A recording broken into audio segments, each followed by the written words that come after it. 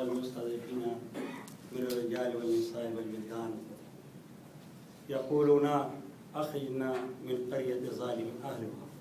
صدق الله العظيم وصدق رسوله النبي الكريم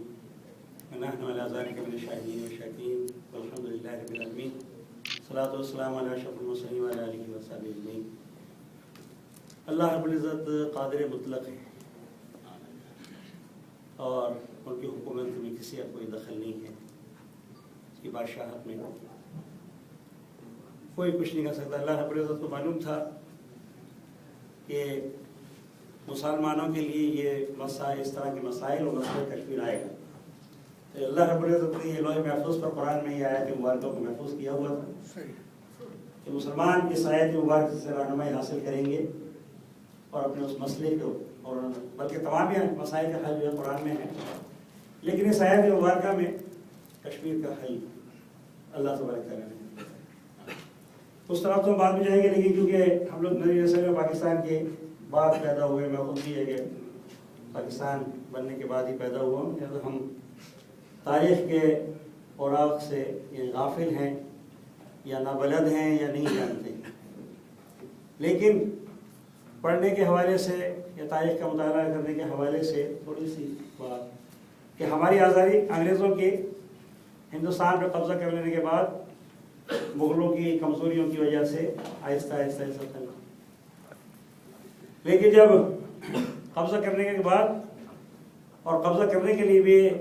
ہندو عناصر کے ساتھ یہ ہے کہ سازشیں ان کی تھیں، اور اسی وجہ سے یہ ہے کہ مغلوں کی سلطنت جو کہ مغلوں کی اور مسلمانوں کی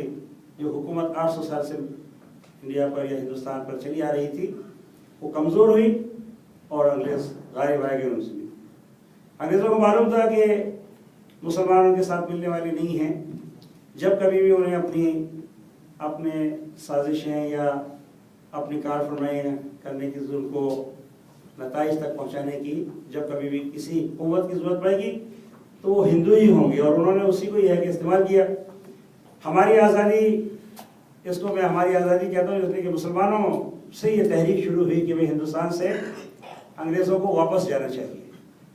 یہ ہماری آزادی بر صغیر ہند میں اس وقت تقسیم ہوئی جب ہمارے رہنماؤں کو یہ پتہ چلا کہ یہ آزادی، ہندوستان کی آزادی اگر ہوئی بھی اور انگریز یہاں سے گئے بھی تو یہ سارا کا سارا جو اقتدار ہے وہ مسلمانوں کو نہیں بلکہ ہندوؤں کو دے کر جائیں گے۔ پھر دو قومی نظریہ یہ کہ پیش کیا گیا اور مسلم لیگ قائم ہوئی اور پاکستان کی جدوجہد ہوئی۔ اس جدوجہد میں کہ آخری ایام میں پاکستان بننے سے پہلے جو فارمولہ، جیسے کہ میرے بھائی جمیل احمد صاحب نے یہ فرمایا کہ اس میں یہ بات دی ہوئی، کیونکہ یہ تقسیم ہند کا فارمولہ ہمارے قائد محمد علی جناح صاحب نے کیونکہ پیش کیا تھا، تو ان سے گاندھی نے یہ کہا کہ بھئی یہ اس کی تقسیم ہوگی کیسے، تو وہ فارمولہ انہی کا تھا کہ بھئی جن علاقوں میں مسلمانوں کی اکثریت ہے وہ پاکستان بنیں گے، اور جن علاقوں کے اندر ہندوؤں کی اکثریت ہے وہ ہندوستان میں باقی رہیں گے۔ اور اس کے علاوہ یہ ہے کہ ان علاقوں میں جہاں کے مسلمان اکثریت میں نہیں بلکہ اقلیت میں ہیں، وہ چاہیں تو پاکستان کو ہجرت کر سکتے، لہٰذا اس فارمولے کے تحت یہ ہے کہ بر صغیر کی ہوئی، اور اس میں کچھ ریاست ایسی تھی کہ کسی ریاست میں ہندو اکثریت میں تھے اور ان کا سربراہ مسلمان تھا، اور کچھ ریاستیں ایسی تھیں کہ جن کے سربراہ جو ہے وہ ہندو اور وہاں اکثریت، جس میں سے کشمیر جو ہے وہ ایک ریاست جہاں کی اکثریت مسلمانوں کی تھی، لیکن ان کا جو سردار تھا یا اس ملک کا حکمران تھا وہ ہندو تھا۔ شروع میں یہی ہوا کہ جو بھی وہاں پر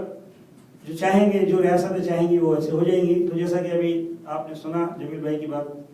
کہ ریاست جوناگڑھ اور حیدرآباد اور اس طرح سے اور بھی، وہ سب یہ ہے کہ انڈیا بار بار جو ہے ان پر فوج کشی کر کے ان پر قبضہ کرتا گیا۔ یہ 1947 یا 48 میں تاریخ یاد نہیں ہے، لیکن اصل بات جو ہے وہ یہ ہے کہ کشمیر کی آزادی کا سلسلہ جو ہے ہمارے قبائلی بھائیوں نے یہ کہ سلسلہ سے شروع کیا، اور باقاعدہ انہوں نے یہ ہے کہ جو آج ہم جسے آزاد کشمیر کہتے ہیں، یہ ان سے لڑ کر جہاد کے ذریعے سے یہ کہ حاصل کیا ہوا کشمیر ہے۔ یہ کسی جو ہے وہ قرارداد کے تحت ملا ہوا حصہ نہیں ہے.